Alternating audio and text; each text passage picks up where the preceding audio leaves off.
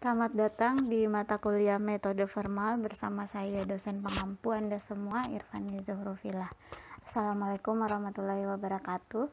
Ini adalah pertemuan kedua kita hari Jumat ya, tanggal 9 Oktober 2020. Baik, kemarin pada pertemuan pertama saya harap Anda semua sudah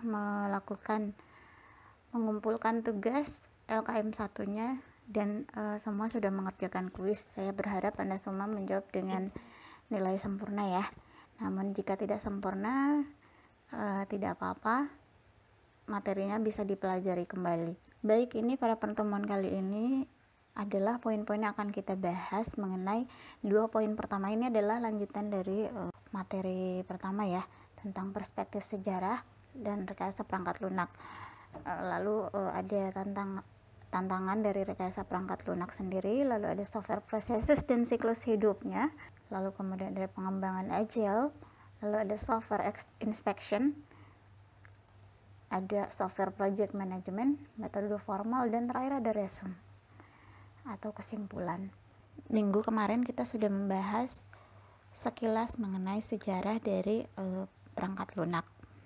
Nah, kali ini kita akan membahas lebih detail. Nah, pendekatan pengembangan perangkat lunak ini di tahun 1950-an dan 1960-an itu digambarkan oleh Fred Brooks sebagai Mongolian Hardest Approach atau pendekatan gerombolan orang-orang Mongolia, karena metode yang dicirikan itu, metode dalam pengembangan perangkat lunaknya itu, mereka lebih memilih untuk menggunakan sejumlah programmer yang tidak berpengalaman untuk memperbaiki masalah dibandingkan dengan menggunakan tim pemrogram yang profesional atau terampil.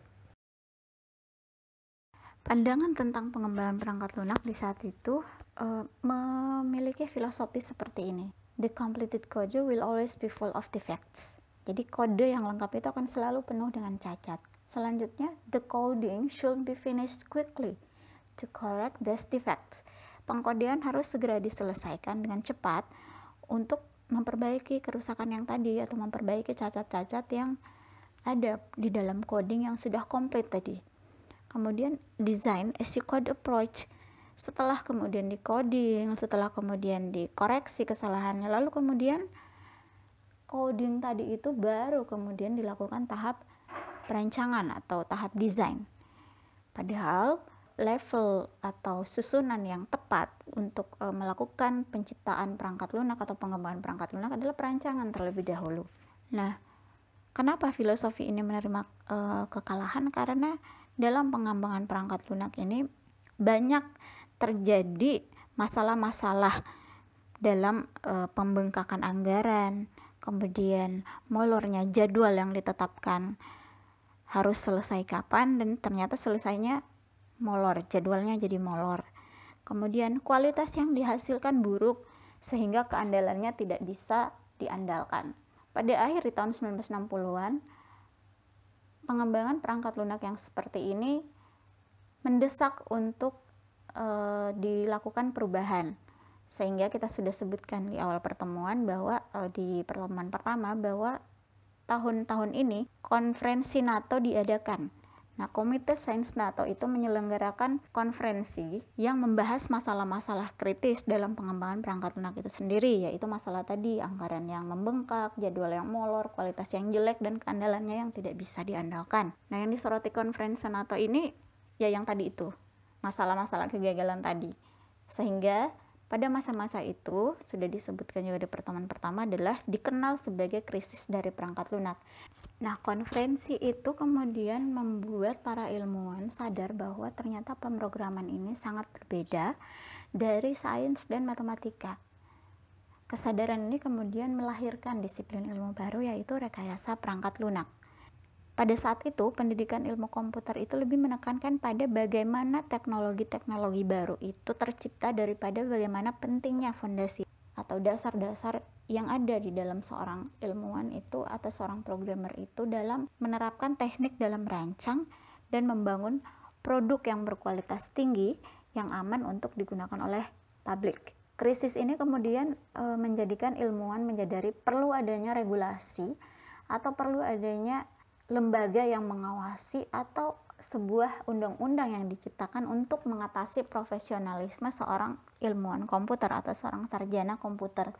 Untuk memastikan apa? Untuk memastikan bahwa hanya lulusan yang memiliki skill atau kompeten yang bertanggung jawab dalam merancang dan membangun produk yang benar-benar aman untuk digunakan publik. Karena banyak programmer yang bisa membuat aplikasi-aplikasi baru, namun belum tentu aplikasi tersebut aman untuk digunakan oleh publik. Nah, pertengahan 1990-an, di antara 1995 dan 2009 itu, grup Standish melakukan sebuah penelitian dengan hasil menunjukkan bahwa penyelesaian proyek yang tepat waktu dan proyek yang dibatalkan sebelum selesai itu menunjukkan perbaikan dengan presentasi yang baik dari proyek yang berhasil diselesaikan setelah adanya ilmu dari rekayasa perangkat lunak ini sendiri. Baik, mengenai definisi dari rekayasa perangkat lunak itu sendiri adalah, menurut IEEE, adalah penerapan pendekatan yang sistematis, disiplin, dan dapat diukur untuk pengembangan serta pengoperasiannya dan pemeliharaan perangkat lunak. Pendekatan yang sistematis, disiplin, dapat diukur, pengoperasian, dan pemeliharaan inilah yang disebut dengan rekayasa pada perangkat lunak atau studi-studi tentang pendekatan yang serupa. Nah, rekayasa perangkat lunak ini meliputi yang pertama, metodologi untuk merancang, mengembangkan, dan menguji perangkat lunak untuk memenuhi kebutuhan pelanggan. Yang kedua, perangkat lunak ini direkayasa, artinya produk perangkat lunak ini dirancang, dikembangkan, dan diuji dengan tepat. Yang ketiga, kualitas dan keamanannya ditangani dengan benar. Yang keempat, model matematika yang digunakan ini membantu untuk mendesain dan verifikasi produk perangkat lunak. Kemudian yang kelima, menerapkan praktik manajemen proyek yang baik dan berkualitas. Dan yang keempat adalah support dan perangkat lunak itu ditangani dengan benar. Nah, tanggung jawab dari seorang ilmuwan komputer atau seorang sarjana atau seorang ahli rekayasa perangkat lunak adalah sebagai berikut. Yang pertama itu harus mampu memberikan gambaran yang tepat tentang masalah yang akan dipecahkan, artinya harus benar-benar dibuktikan persyaratan apa saja yang diperlukan dan apa yang tidak perlu. Kemudian langkah selanjutnya adalah membuat desain yang akan memecahkan masalah. Jadi desain dulu. Kemudian penting divalidasi kebenaran dari desain ini sendiri. Kemudian yang ketiga selanjutnya adalah implementasi ke dalam pengkodean dari desain yang sudah jadi tadi. Jadi berbeda dari zaman dulu ya, di coding dulu lalu kemudian desainnya sesuai dari pengkodean. Padahal yang baik adalah desain dulu lalu mengimplementasikannya ke dalam pengkodean. Kemudian yang selanjutnya tanggung jawab seorang sarjana itu adalah, atau ahli rekayasa perangkat lunak itu adalah memverifikasi dan memvalidasi desain itu dilakukan dengan ketat. Gelar seorang sarjana komputer ini umumnya hanya digunakan untuk merujuk pada siapapun yang membangun sesuatu atau membangun produk baru, daripada seseorang yang dengan pengetahuan atau dengan pengalaman dan kompetensi sendiri. Yang terjadi di masyarakat luas sekarang seperti ini ya.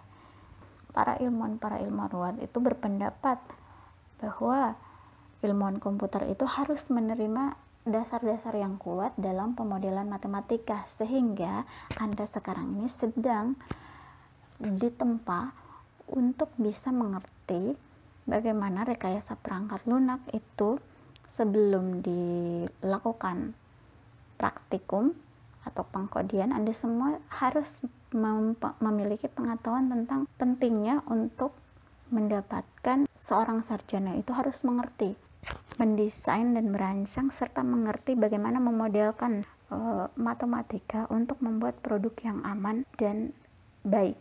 Nah, dalam menerima dasar yang kuat dalam pemodelan matematika dan mendesainnya, serta memiliki kompetensi yang profesional sebagai seorang ahli dalam membangun produk yang berkualitas tinggi dan aman, untuk digunakan oleh publik. Karena kita sudah ketahui bersama bahwa banyak perusahaan-perusahaan perangkat lunak itu berinvestasi besar dalam pelatihan stafnya. Karena pendidikan dan pengetahuan stafnya itu sangat penting untuk memberikan produk dan layanan yang berkualitas tinggi. Karena faktanya adalah karyawan yang memiliki kualifikasi profesional ini meningkatkan kepercayaan pelanggan pada kemampuan perusahaan untuk memberikan produk dan layanan yang berkualitas tinggi, serta perusahaan ini memiliki trust dari pelanggan atau calon pelanggan bahwa mereka itu aman menggunakan produk yang disediakan oleh perusahaan.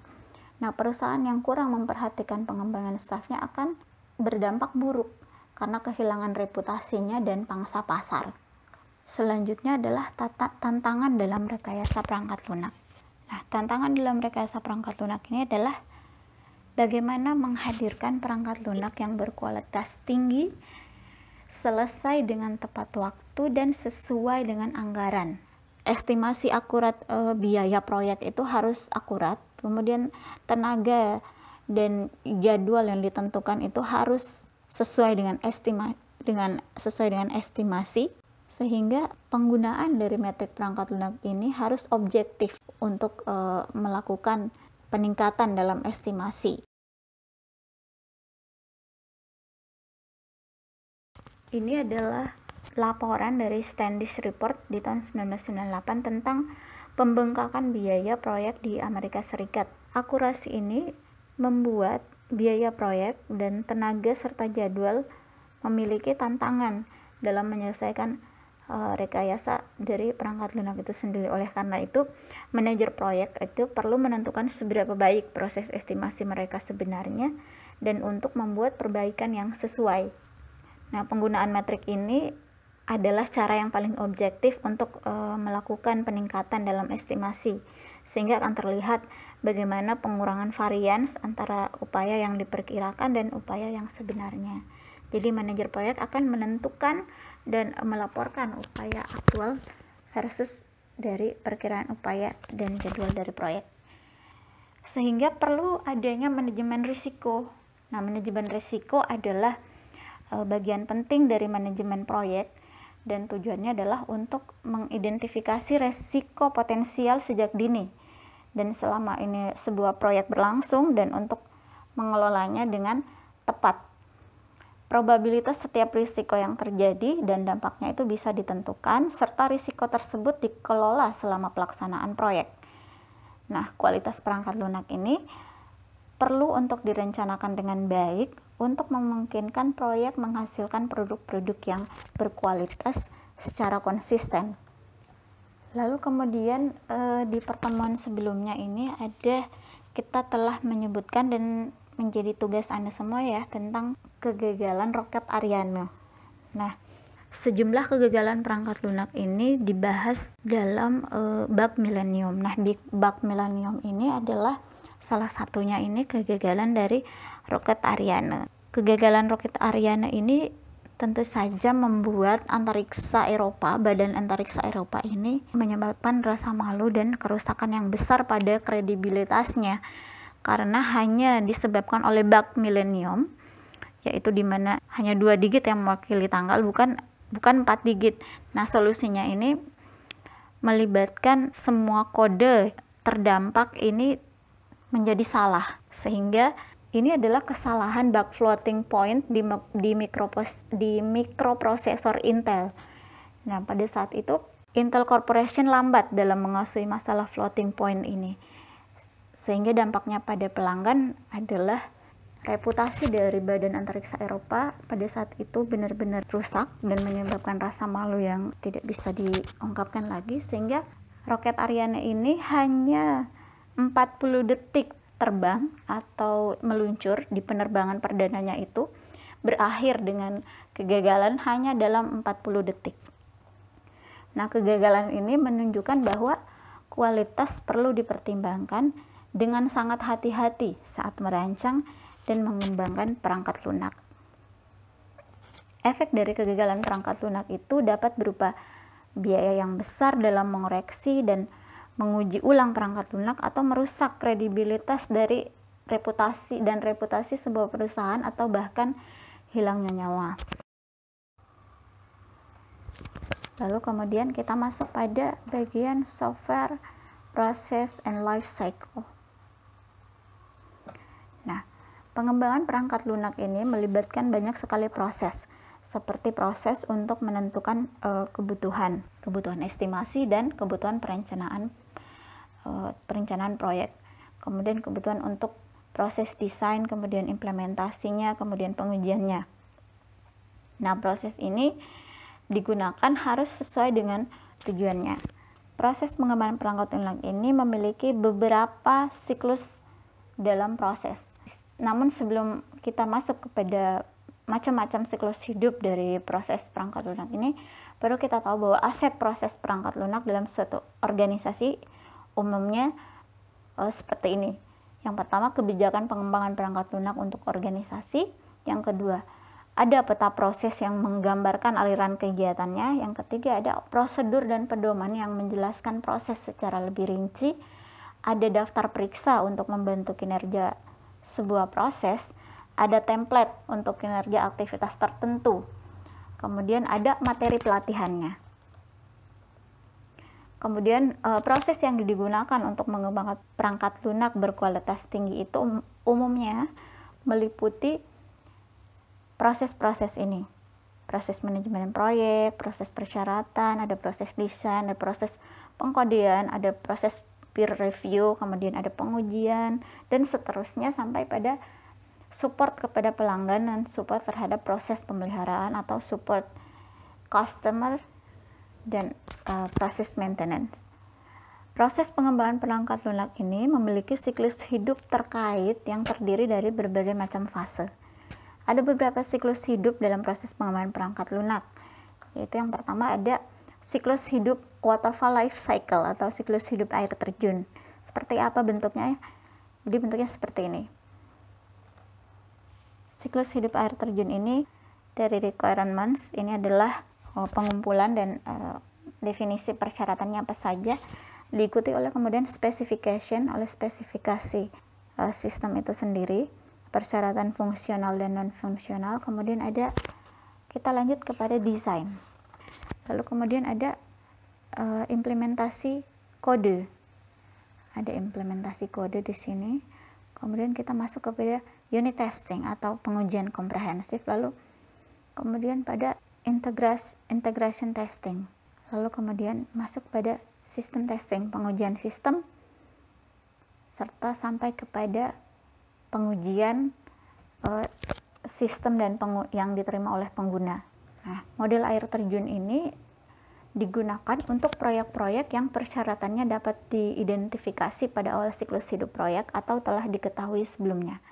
Model air terjun ini berbentuk seperti huruf V dengan sisi kiri dari persyaratan perincian, spesifikasi, desain, pengkodean, dan pengujian unit perincian, sementara sisi kanan untuk pengujian integrasi, sistem tes, dan tes penerimaan.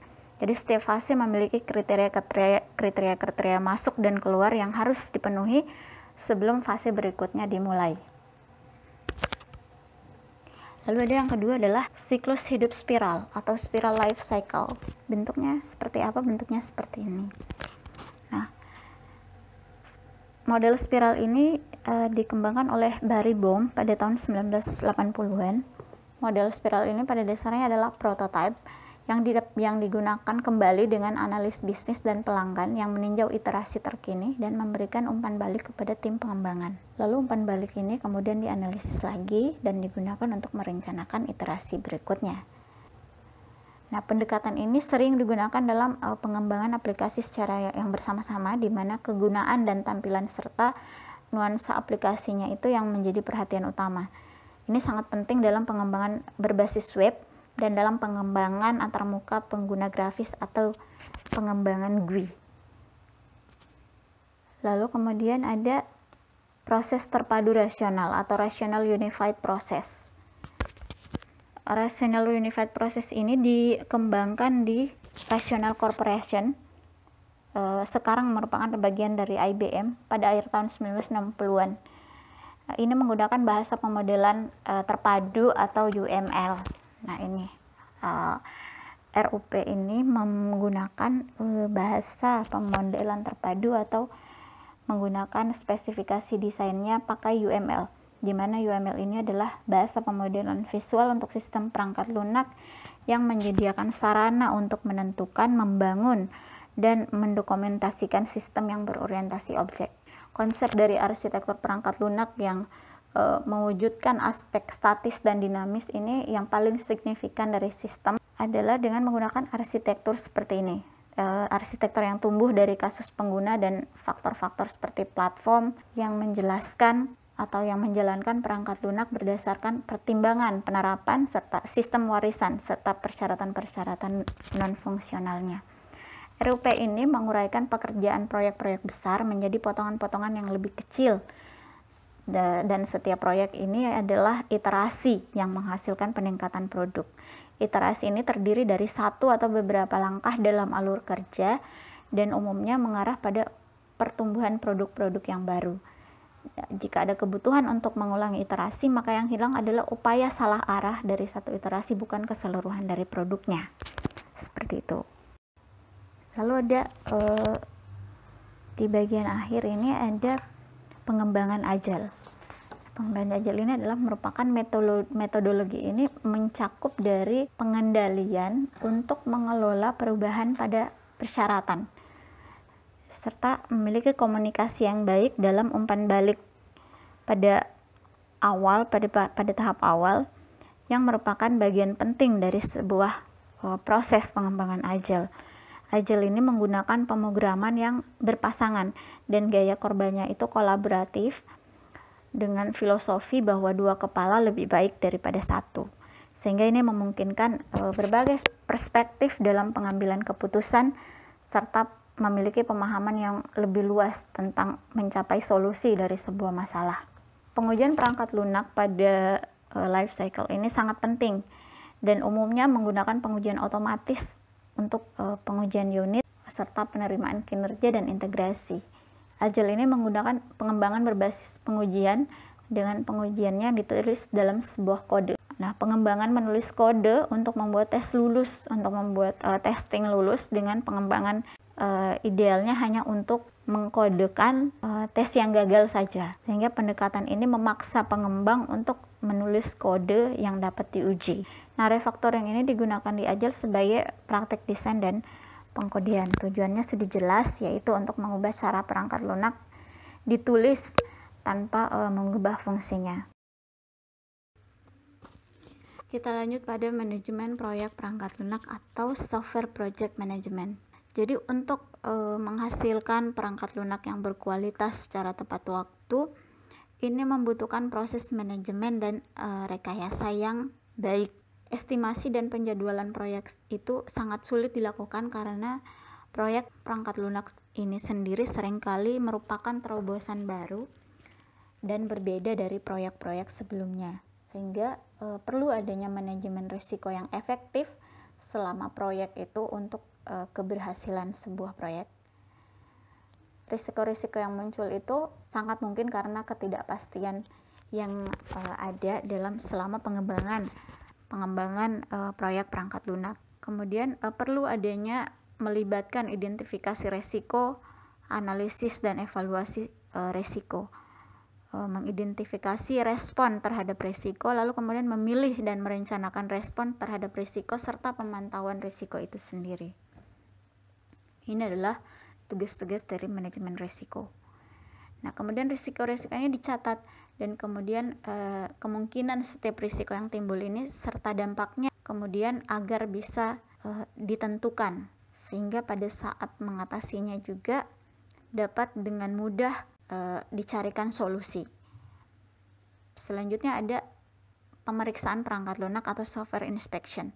Inspeksi perangkat lunak ini digunakan untuk membangun kualitas ke dalam produk perangkat lunak. Ada sejumlah pendekatan yang terkenal seperti metodologi Vaughan, metodologi Gilb, dan pendekatan Prince 2. Ada berbagai peran yang ditentukan dalam inspeksi software, yaitu yang pertama moderator, tugasnya memimpin inspeksi, yang kedua pembaca, tugasnya bertanggung jawab untuk membaca atau memparafrasekan penyampaian tertentu. Yang ketiga ada penulis. Penulis adalah pencipta penyampaian dan memiliki kepentingan khusus untuk memastikan bahwa penyampaian tersebut benar. Kemudian ada penguji. Tugasnya berkaitan dengan sudut pandang dari pengujian itu sendiri. Nah, proses inspeksi ini akan mempertimbangkan apakah desainnya sudah benar, sehubungan dengan persyaratan, dan apakah kode dari sumber sudah benar terkait dengan desainnya. Inspeksi perangkat lunak ini memainkan peran penting dalam membangun kualitas ke dalam perangkat lunak dan dalam mengurangi biaya kualitas yang buruk dalam sebuah organisasi. Lalu kemudian kita masuk pada metode formal itu sendiri. Nah, di sini ada ilmuwan Dijkstra dan Hoare. Selanjutnya nama Dijkstra dan Hoare ini akan sangat familiar Anda dengar dalam subbab metode formal. Mereka berpendapat bahwa cara untuk mengembangkan perangkat lunak yang benar adalah dengan menurunkan program dari spesifikasinya menggunakan matematika dan menggunakan bukti matematika untuk menunjukkan kebenarannya. Nah, ini kemudian menawarkan kerangka kerja yang ketat untuk mengembangkan program yang mengikuti batasan-batasan kualitas tertinggi. Namun di dalam praktiknya, ternyata teknik matematika ini terbukti rumit untuk digunakan. Dan tentu saja masih banyak para ilmuwan yang tidak terbiasa dengan pemodelan-pemodelan matematika, serta penggunaannya ini secara luas dalam industri bisa dikatakan sulit untuk dilakukan saat ini.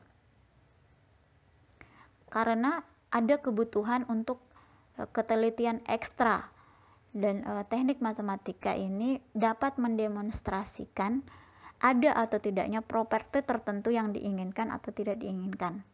Nah, properti yang diinginkan atau tidak diinginkan ini misalnya dalam bahasa atau dalam teks, misalnya ketika kereta api dalam perlintasan, maka gerbangnya harus ditutup.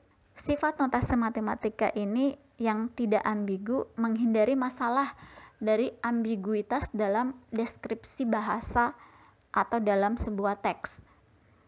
Jadi misalnya ketika kereta datang, gerbang harus ditutup, itu dalam teksnya. Nah, bagaimana itu kemudian ditransfer ke dalam kode-kode matematika, ini sebenarnya yang sangat sulit dilakukan oleh para ilmuwan atau seorang sarjana komputer. Nah, istilah metode formal ini digunakan untuk menggambarkan bahasa spesifikasi formal dan metode untuk desain dan implementasi sistem komputer. Spesifikasi ini ditulis dengan tepat dan benar ke dalam bahasa matematika. Nah, ini yang merupakan tantangan juga dalam menerapkan metode formal ini sendiri.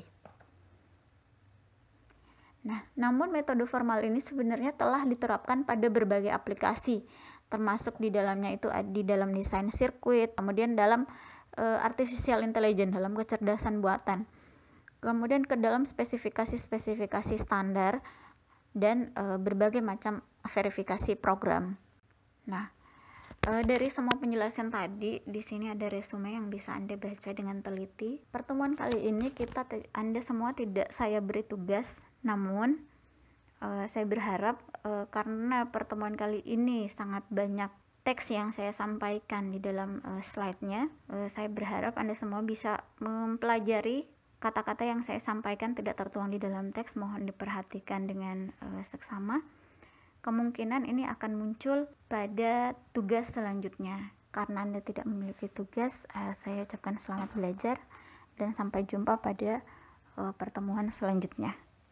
Wassalamualaikum warahmatullahi wabarakatuh.